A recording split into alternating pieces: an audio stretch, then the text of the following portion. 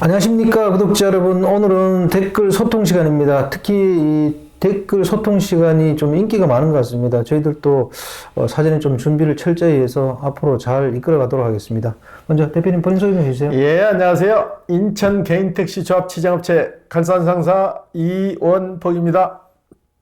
네, 대표님. 예, 예. 저번 영상에도 댓글이 많이 달렸더라고요. 그만큼 관심도가 많고 성원해 주신 덕분이죠. 예, 예. 오늘은 또 이런 댓글이 달렸더라고요. 택시는 좁은 골목길도 가야 하고 운행에 워낙 변수가 많아 자율주행 택시가 정식 시행될 정도 되려면 그 훨씬 전에 정해진 노선만 다니는 버스나 고속버스가 먼저 다 자율주행으로 바뀔 거고 장거리 물류 트럭도 다 자율주행 바뀐 후에나 돼도 되지 않을까요? 이런 댓글이 달렸습니다. 지금 우리 개인 택시 하시는 그 사장님들이 걱정하는 거는 자율주행 택시가 나와서 어떻게 될 거냐 해서 걱정하는 게 아니고, 개인 택시를 시작도 안 하시고 개인 택시 안 하시는 분들이 자꾸 앞질러 다니면서 걱정을 만드는 거예요. 네. 자율주행 택시는 제가 누누이 얘기지만 오늘 내일에서 이루어질 게 아니고 수십 년 후에 이루어질 거다 생각하고 제가 의견을 말하는데, 저번에 댓글 다신 분이 그래, 지금도 그 생각에 변함이 없냐고 그러는데, 자율주행 택시는 아직 개발 단계고 상용화 되기까지는 무다는 시간이 필요한 거예요. 네네. 상용화 되지도 않았는데, 그리고 지금 현업에 계시는 분도 아닌 분들이 자꾸 개인 택시에 대해서 찬물을 끼얹는데, 개인 택시는 그렇게 해서 건든다고 해가지고 넘어가는 물건이 아니에요. 네네. 그동안 뿌리가 있는데 그 개인 택시 뿌리가 금방 무너지나요? 네. 예, 예. 저는 개인적으로 자율주행 택시가 무인이다, 이 등식이 성립될지 안 될지는 나중에 두고 봐야 된다고 생각합니다. 자율주행 택시가 나온다고 그래도 여기 안전관리자는 선탑을 네네네. 할 거예요. 네네. 선탑을 해서 운행하는 거지 100% 자율주행 택시는 있을 수 없는 거예요. 네네. 예, 예. 이분 얘기 또 맞는 게 버스나 고속버스가 먼저 자율주행이 된 다음에 그 다음 개인 택시 아닐까요? 맞는 얘기죠. 버스나 고속버스나 철도나 이거는 네네. 한 정해진 노선으로만 움직이는 네네. 거잖아요. 네네. 이거는 자율주행이 돼도 어느 정도 가능하지만은 택시는 돌발 변수가 많은 거잖아요. 네. 골목도 들어가고 어린이 보호구역도 지나가고 이면도로도 가고 생각지도 못한 도로도 많이 들어가고 주택지 안에까지 들어가는데 그 시스템을 완전 개발할 것 같으면 아직도 시간이 많이 걸린다는 얘기죠. 네, 예, 저도 그렇게 예. 생각합니다. 예, 예. 기존 정해진 노선 다니는 것도 지금 자율주행이 안 되는데 변칙적으로 다니는 개인 택시가 무슨 벌써 자율주행을 먼저 얘기해요. 그죠? 그리고 개인 택시를 타시는 분들은 시간에 빨리 가는 걸 원하시는 분들이 거의 많이 타시잖아요. 네네. 그런데 그 자율주행 택시가 그 취향에, 고객 취향에까지 맞출 수 있겠냐고요. 네네. 그리고 도로 사정을 따라 가지고 그동안 개인 택시 하시는 분들은 자기 노하우가 있어갖고 빠른 길로 안내를 해서 찾아다니는데, 자율주행 택시가 얼마나 그만큼 따라갈 수 있겠냐고요. 그건 네네. 추후의 문제니까 너무 걱정을 안 하셔도 되는데, 개인 택시도 안 하시는 분들이 자꾸 초를 끼는 것 같아요. 초를 치는 것 같아요. 예, 예. 저도 그렇게 생각합니다. 예, 예. 또 다음 댓글은 개인 사업자의 부재라, 미친 짓이지, 어디 식당이나 노래방이 강제 휴무 있나? 이런 댓글 다셨어요. 이것도 맞는 얘기 아니에요? 제가 누누이 얘기했잖아요. 부재 부활은 어렵다. 네. 당분간은 안 되고, 나중에 인구가 많이 줄고 차 대수가 넘쳐났을 때는 자연스럽게 감차가 되는 거지, 부재 부활은 당분간 안 된다고 누누이 얘기해도 자꾸 부재 부활을 부추기는 사람들이 많이 있는 것 같아요. 지금도. 네네. 부재 부활은 되지 않습니다. 네. 인천 같은 경우는 부재 부자도 안 나와요. 네. 왜 타도시에서만 자꾸 그러는지 저도 이해가 안 가는 부분이에요. 네네. 예, 예. 국토부에서도 명확히 얘기했잖아요. 법인 택시하고 개인 택시하고 의견 조율해라. 이 얘기 예, 아니에요? 예, 그렇죠. 그건 안 해준다는 얘기예요. 그렇죠. 네, 예, 네. 예. 또 다음 댓글은요. 5년 정도는 운영하려고 신중히 생각해서 선택해야 하겠죠. 이랬는데 이게 아마 개인 택시 5년 양도 금지 그것 때문에 그런 것 같아요. 그렇죠. 개인 택시는 한번 사게 되면은 5년 보유기간이라는 그 악법이 있어서 네네네. 그게 나온 법인데, 개인 택시 5년 보유기간은 악법이기 때문에 이건 조만간에 철폐가 돼야 돼요. 이거 언제까지 이거 추세를 끌고 가면은 젊은 층들 개인 택시 사놓고 5년 동안 아무 일도 못 한다는 얘기예요. 그러면 구청에 딱 갖다 반납을 해야 되는데, 반납하면 그 차도 못 움직이고 그 돈도 묶이는 거잖아요. 이런 거는 악법이니까 빨리빨리 철폐가 돼야 돼요. 단축 기간을 줄이든지. 예, 예. 이왕 얘기 나온 김에 5년 양도 금지 예외 조항에 대해서 좀 설명 좀 해주시죠. 예, 예. 5년 예외 조항은 본인이 만 61세가 되는 날은 아침에 사서 저녁에 팔아도 돼요. 네네네. 쉬운 말로. 네네. 그 다음에 1년 이상 치료를 요하는 질병에 걸렸을 때 그것도 종합병원 진단서가 있어야 돼요.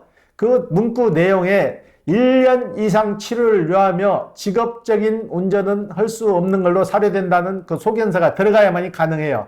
그리고 해외로 취업 나갔을 때 1년 이상 취업을 나갔을 때도 가능하고 해외로 이민 갔을 때도 가능합니다. 네. 예, 예. 만 61세가 넘었으면 언제든지 개인 택시를 팔 수 있으니까 정년 퇴직하신 분들이 이 부분에 대해서는 굉장히 좋아할 것 같아요. 그렇죠. 그 메리트 때문에 지금 명태에서 오시는 분들이 개인 택시를 사다 운영하다가 본인 적성에 안 맞거나 뭐 70 되기 전에 이제 팔려고 하시는 분들이 5년 조항을 벗어나기 때문에 자유롭게 선택하시는 그렇죠, 거죠. 그렇죠. 예, 예. 이건 대구 개인 택시 시대 때문에 아마 달린 것 같은데요. 어떤 데길 달렸냐면 대구만 택시 넘버가 싸던데 지금이 저점인가요? 물음표 달았어요. 대표님이 생각하시기에 대구 개인 택시가 지금 저점인가요? 대구 같은 경우는 특히 더 문제되는 게 인구수 비례해서 타 도시에 비해서 택시 대수가 더 많고 네. 그리고 유입되는 인구가 없이 인구가 노령화돼서 계속 빠져나가고 인구 줄지 택시 대수 많지 하다 보니까는 수지 타산이 안 맞으니까 자연적인 현상이에요. 이건 시에서 나와서 감차하기 전에는 방법이 없는 거예요.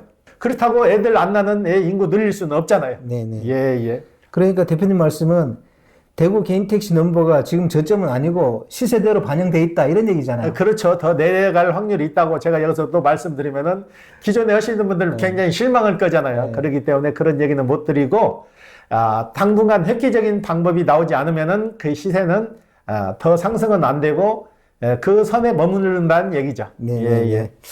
다음 댓글을 한번 보겠습니다. 잘 보았습니다. 혹시나 진짜 만약에 젊은 사람이 개인 택시를 시작했다가 정말 적성에 안 맞아서 일을 못할 것 같으면 어찌해야 되나요? 개인 택시를 그냥 놀려도 되나요? 아니면 휴업을 한 4년 신청 되긴 될까요? 해야 되나요? 이런 댓글이 달렸어요. 예, 예. 이게 참 5년 낙법이라는 게 이게 얼마나 무서운 건지 젊은 층이 사서 해서 적응을 못하면은 다시 되팔 수 있는 기회를 주든지 네. 그래서 거기에 대한 합당한 이유가 있으면은 매매를 금지하는 걸 풀어서 해야 되는데 그게 안 되니까 자꾸 이런 악순환이 나는 거예요. 그렇다고 이분이 차를 놀릴 수는 없잖아요. 놀리게 되면 보험료도 그냥 공짜로 나가잖아요. 그러니까 방법은 적응을 못 하시면은 관할 구청에 가다 휴업 처리를 하게 되는데 휴업도 한꺼번에 4년이 안 되는 거예요. 1년 단위로 쪼개가지고 1년 후에서 다시 휴업해서 다시 휴업 풀고 또 몇 개월 후에 다시 휴업 신청을 해서 4년을 끌고 가야 되는 거예요. 그게 얼마나 이게 불합리한 법이냐고요. 이 법은 없어져야 할 법이에요. 예, 예. 다른 그 외에는 방법이 없어요. 차를 세워놔도 괜찮은데 세워놓으면 세워놨다고 또 행정조치가 들어오니까 이게 얼마나 모순된 법이냐고요. 본인이 적응 못해서 세워놨는데 세워놨다고 해서 행정조치 들어오고 팔지도 못하게 하면은 이건 법이 맞질 않는 거죠. 그렇다고 한꺼번에 4년 동안 휴업처리를 받아주는 것도 아니고. 예, 예. 젊은 분들이 개인 택시 선택할 때는 정말 이런 부분을 조심해서 결정해야 될 것 같아요. 그죠? 막연한 정보 가지고 개인 택시를 전문층이 선호해서 들어오게 되면은 이런 낭패 볼 수가 있으니까 시장 조사도 많이 하고 본인 적성에 맞는지 이런 분들은 법인 택시를 한두 달이라도 해보는 게 좀 맞을 것 같아요. 예, 예. 네네. 이것도 대구 관련 댓글인데요. 대구는 택시 대수 줄이는 게 먼저지 않을까? 징징대지 말고 이런 댓글을 달았습니다. 대구는 좀 개인 택시 대수를 줄여야 되겠죠? 우리나라 행정이 쉽게 말해서 몇십 년 앞을 못 내다본 거죠. 네네. 못 내다보고 인구가 항시 많을 줄 알았지만 대구가 전에는 공업도시로도 우리나라 최고 전성기를 이끌던 도시잖아요. 그래서 택시 대수나 법인 택시나 대수를 잔뜩 증차해 놓고 이게 앞을 못 내다보는 행정이었잖아요. 지금 와가지고 인구 줄고 경제가 침체돼가지고 택시 타는 사람이 없으니까 수익이 떨어진다고 해서 그걸 묶어버리면 더 죽는 거지. 그거는 있을 수 없는 법이고 대구에 한정된 문제가 아니고 지금 전 도시가 다 그래요. 인구는 줄어들고 택시 대수는 많으니까 택시를 감차를 해야지 부재로 묶어서 그걸 해서 한다는 건 안 되는 거죠. 네. 예. 그러면 대구광역시에서 개인 택시 감차를 해주면 안 돼요? 감차를 해야 되는데 택시는 지금 시세로 전에도 인천 같은 경우도 2,000대 감차 계획이 있었어요. 있었는데 시행을 못한 게 금액이 크잖아요. 금액이 커서 감차를 못했으니까 법인 택시는 금액이 적잖아요. 금액이 적고 지금 법인 택시 같은 경우는 많이 놀잖아요. 기사가 없어서. 그러니까 법인 택시 위주로 해서 감차를 하란 얘기죠. 감차를 하고 법인 택시는 감차할 때 개인 택시 한 대면은 법인 택시 6대, 7대를 감차를 할 수가 있어요. 그러니까 충분히 가능하다는 얘기예요. 그렇게 되면은 구태여 개인 택시 부재 안 해도 충분히 돌아간다는 얘기죠. 예. 그러니까 저도 개인 택시 감차가 어려우면 법인 택시를 좀 감차해 주는 것도 괜찮은 방법이라고 생각합니다. 그럼요. 그 예산 가지고 충분히 가능하다는 얘기죠. 예. 요거는 좀 재밌는 건데요. 저도 요 댓글 보고 좀 신선하다 그런 느낌을 받았습니다. 뭐냐면요. 부재보다 더 시급한 것이 택시 등록제입니다. 민주주의 사회에서 택시 자격증만 있으면 누구나 할 수 있게 하는 것이 진정한 민주국가 아닐까요? 이랬는데요. 이거 혹시 5년 무사고 없이 택시 자격증만 있으면 개인 택시를 할 수 있게 해줘야 되는 거 아니냐 그런 댓글 아닐까요? 그게 아니고 등록제를 해서 누구나 할 수 있게 해주란 얘기죠. 그렇게 되면은 지금 택시 택수가 가뜩이나 많아가지고 힘들어지는데 이건 그러면 다 죽자는 얘기예요. 그리고 지금 정부에서도 개인 택시 전에 무사고로 해가지고 20년, 30년 해서 지금까지 개인 택시를 받아왔고 지금까지 운행하신 분도 있지만은 중간에 사신 분도 있잖아요. 그 금액을 인정을 해줬잖아요. 정부에서. 인정을 해줘서 지금 지방 도시 같은 경우는 개인 택시를 감차 목적으로 사망하시거나 돌아가신 분 차를 지자체에서 매입을 해서 감차를 시키잖아요. 그걸 인정해줬기 때문에 그런데 만약에 등록제를 해서 누구나 다 된다면은 개인 택시라는 그 자체의 존립이 어려워지는 거죠. 그렇죠. 아니, 그러니까 택시 자격증에 따라서 무조건 개인 택시를 할 수 있다는 게 아니고 개인 택시를 살 수 있도록 해주면 어떨까요? 그거는 가능하죠. 그리고 지금 4박 5일 교육을 받아가지고 택시를 살 수 있는 자격을 주는데 그 조건도 좀 완화를 시켜야 된다는 얘기죠. 젊은 층이 살려고 하게 되면은 신체 검사만 해서 맞으면 무조건 주는 것도 방법이죠. 예. 이분 어떤 의도인지는 잘 모르겠습니다. 그냥 택시 자격증만 있으면 개인 택시를 할 수 있도록 해주자는 건지 아니면 택시 자격증만 있으면 개인 택시를 살 수 있게 해주자는 건지는 잘 모르겠는데 만약에 대표님 택시 자격증만 있으면 개인 택시를 살 수 있게 해주는 것도 좋은 방법 아닐까요, 진짜로? 제가 보는 관점에서는 택시 자격증이 있고 신체 건강한 대한민국 국민이라면은 신체 검사에서 통과하고 성추행이나 이런 이력 조회에서 문제가 없다면 바로 살 수 있게 해주는 것도 방법이라고 봐요. 그리고 교육은 꼭 대한민국 두 군데 지금 두 군데 서고 있잖아요. 경기도 화성이나 경상도 상주는 있는데 각 지자체에 맡겨가지고 지자체 교통연수원에서 일정 교육을 수료해서 바로 젊은 층한테 공급하는 것도 그것도 방법이죠. 그래야 세대 교체가 되는 거지 그렇지 않으면 좀 어려워지는 거죠. 예. 개인 택시가 꼭 5년 무사고 조건을 갖춰야 될 이유는 없잖아요. 그렇죠. 일단은 신체 건강하고 테스트에서 통과되면 누구나 살 수 있는 자격 조건을 주는 것도 방법이죠. 예.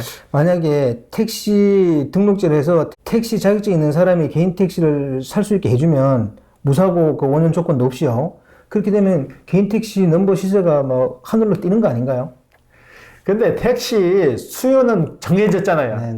총량제로 정해진 대수에서 매매가 되기 때문에 세대 교체는 빠르게 되겠죠. 젊은 층으로. 지금 택시가 세대 교체가 가장 안 되고 있는 직업인데 인천 같은 경우에도 70%가 60대 이상이에요. 그러니까 세대 교체가 쉬이 안 되고 이분들이 보통 80 전후까지 일을 하신다고. 그러니까 세대 교체가 굉장히 더딘 거죠. 정부 차원에서는 젊은 층으로 세대 교체를 위해서 영업용 경력 파괴를 했잖아요. 그 취지하고 지금 맞아 떨어지지 않는 게 명태에서 다시 시작하시니까 60대에서 시작해서 70대까지 한다는 얘기죠. 그래서 세대 교체가 안 되는 거예요. 그 세대 교체를 시키는 확실한 방법이 제가 볼 때는 5년 무사고 그 기준을 완화해 주는 거 그것도 한 방법이라고 생각되는데요. 그렇죠. 그리고 젊은 층이 유입할 수 있게끔 저리로 융자를 많이 해주면 세대 교체는 빨리 될 수가 있죠. 또 이런 댓글을 달렸습니다, 대표님.